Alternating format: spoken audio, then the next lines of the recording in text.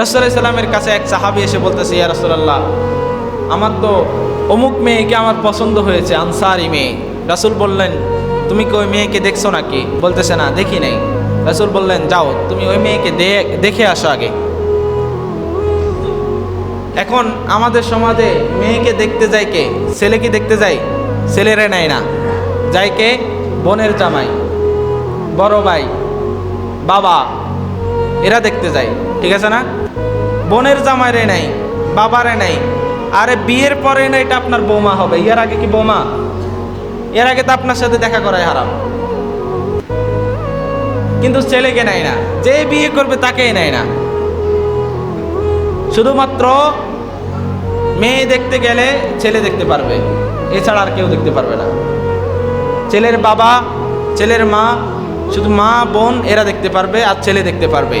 এছাড়া ছেলের দুলাভাই, ওই ভাই, হে ভাই, কোনো ভাই দেখতে পারবে না, হারাম। আবার বিয়ে বাড়িতে এমন অবস্থা হয়, গায়ে হলুদ, গায়ে হলুদ হয় আপনাদের এদিকে? হয়নি? লাইলাতুল গায়ে হলুদ। এই যে লাইলাতুল গায়ে হলুদ পালন করেন, এই লাইলাতুল গায়ে হলুদের রাতে কি হয়? ছেলে মেয়ে অবাসা মিলামিশা করতেছে। আপনি বাবা, আপনি মা, কোনো বাধা দিচ্ছেন না, আনন্দ করার দিন, আনন্দ করতেছে। আহ, আপনি কেমন বাবা, কেমন মা? আপনার সন্তানকে আপনি কি শিখাচ্ছেন?